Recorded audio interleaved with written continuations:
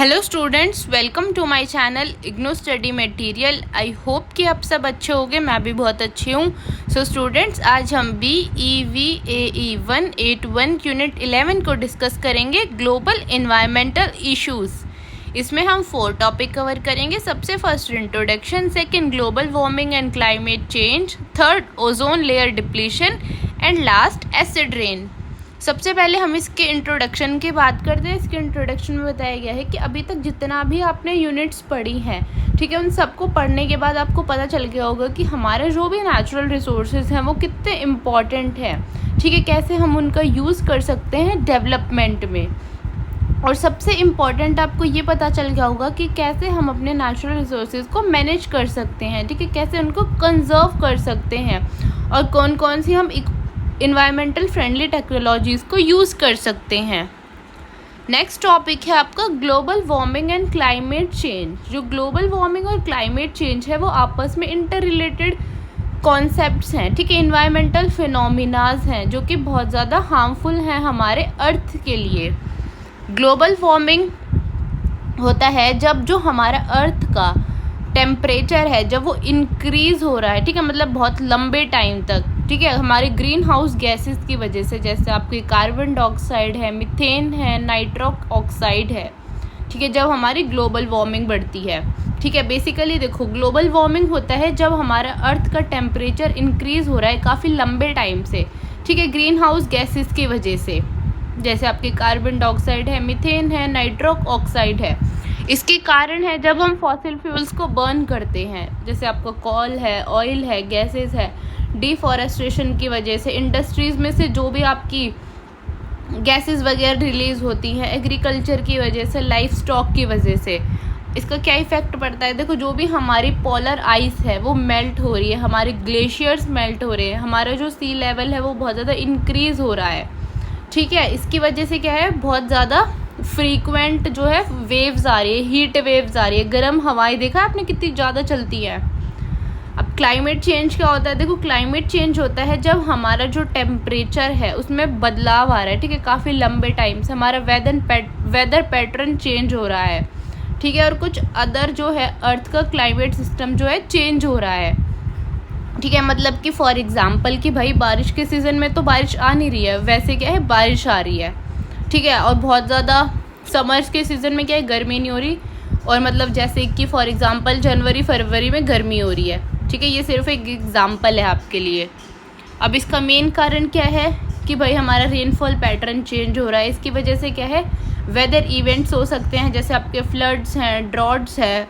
इसका देखो अब मेन कारण है ग्लोबल वार्मिंग, ठीक है, कि ग्लोबल वार्मिंग की वजह से ऐसा हो सकता है। नेचुरल प्रोसेसेस की वजह से हो सकता है, जैसे वॉल्केनिक एक्टिविटी है, सोलर रेडिएशन है, बट करंटली जो है ह्यूमन एक्टिविटीज़ की वजह से ऐसा हो रहा है, ठीक है, कि हमारा जो क्लाइमेट है वो बहुत जल्दी चेंज हो जाता है। नेक्स्ट टॉपिक है आपका ओजोन लेयर डिप्लीशन, ठीक है। ओजोन लेयर डिप्लीशन होता है जो हमारी ओजोन की लेयर है वो दिन प्रतिदिन क्या है बहुत ज़्यादा पतली होती जा रही है, ठीक है, जो कि हमारे अर्थ की स्ट्रेटोस्फेयर में है। इसका मेन कारण है जो भी हमारे ह्यूमन मेड केमिकल्स हैं उनकी वजह से, ठीक है, जो केमिकल्स हमने अपने बेनिफिट के लिए बनाए हैं, ठीक है। जो आपकी ओजोन लेयर है वो एक प्रोटेक्शन का काम करती है हमारे अर्थ के लिए, क्योंकि वो जो भी हार्मफुल रेज है उनको ऑब्जॉर्व करती है, ठीक है, जो भी आपकी यूवी रेज है उनको ऑब्जॉर्व करती है। व्हाट इज़ ओजोन लेयर, ठीक है। ओजोन लेयर जो है वो एक रीजन है स्ट्रेटोस्फेयर, उसमें क्या है होती है, ठीक है, जो कि आपके हाई लेवल के O3 मॉलिक्यूल्स को कंटेन करती है, ठीक है, ओजोन को कंटेन करती है, ओजोन जो मॉलिक्यूल्स हैं उनको कंटेन करती है। ये हमारी प्रोटेक्टिव शील्ड की तरह हमारे लिए काम करती है, क्योंकि जो भी आपकी हार्मफुल रेज हैं, UVB है, UVC है, जो भी सन से निकलती हैं, ये उनको फिल्टर करती है।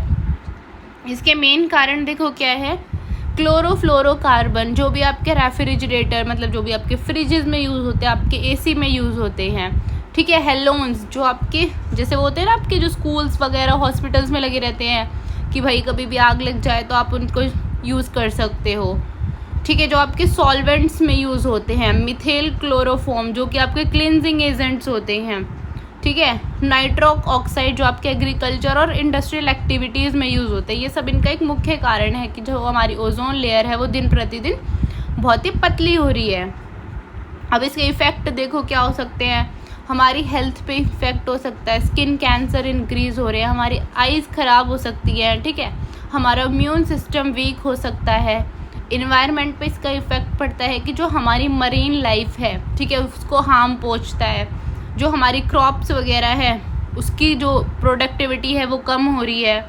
देखो ओजोन होल क्या होता है, ओजोन होल होता है कि भाई ये जो भी ओजोन लेवल है वो एकदम से गिर जाएगा तो ओजोन होल हो जाता है, ठीक है। इसको सबसे पहले 1980s में देखा गया था, ये एक मेजर इन्वायरमेंटल कंसर्न बन गया था हमारा, ठीक है। अब इसको कैसे प्रिजर्व करेंगे, सबसे फर्स्ट है मॉनिट्रियल प्रोटोकॉल, ठीक है। जो इंटरनेशनल ट्रीटीज़ हैं उनने क्या है इसके बारे में भाई बहुत ज़्यादा रिसर्च वगैरह करी, ठीक है। फिर फाइनली हमने एक एग्रीमेंट साइन किया।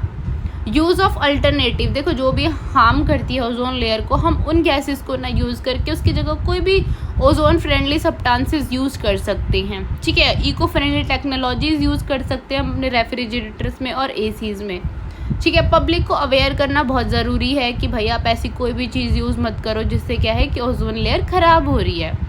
अब इसकी रिकवरी के लिए भाई जो भी हमारी बहुत सारे हमने इंटरनेशनल एफर्ट्स करे हैं, धीरे धीरे क्या है ये रिकवर हो रही है।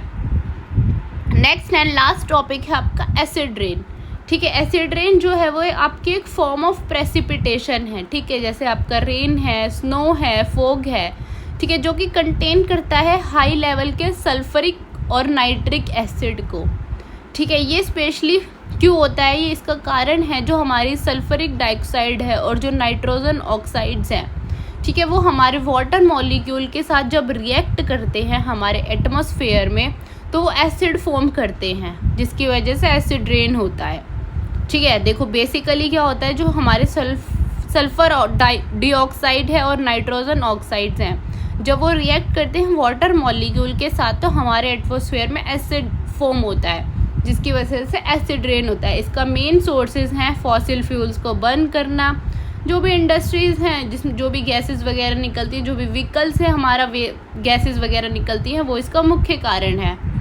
अब इसके क्या इफ़ेक्ट्स हैं इन्वायरमेंट पे, हमारे फॉरेस्ट को डैमेज करते हैं, हमारी सॉइल को डैमेज करते हैं, ठीक है, एक्वेटिक इकोसिस्टम्स को डैमेज करते हैं, हमारा जो भी स्ट्रक्चर है, इंफ्रास्ट्रक्चर है उसको डैमेज करते हैं, स्पेशली हमारे लाइमस्टोन्स और मार्बल्स को, ठीक है। ह्यूमन हेल्थ पे क्या इम्पैक्ट पड़ता है कि जो भी हमें रेस्पिरेटरीज इश्यूज़ होते हैं वो एसिड रेन की वजह से होते हैं।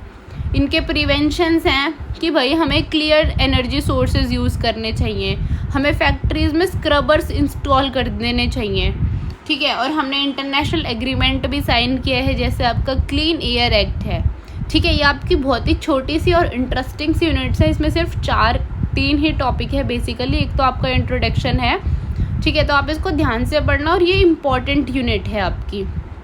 आई होप कि आपको ये समझ आई होगी। अगर फिर भी आपको कोई डाउट है तो आप मेरे से कमेंट्स में पूछ सकते हैं और अगर आपको इसके नोट्स चाहिए तो मैं अपने क्वारी ग्रुप का लिंक डिस्क्रिप्शन में डाल दूँगी, आप मेरा ग्रुप ज्वाइन करके मेरे को DM कर सकते हैं, ठीक है। मैं आपको नोट्स प्रोवाइड कर दूँगी and thank you for watching.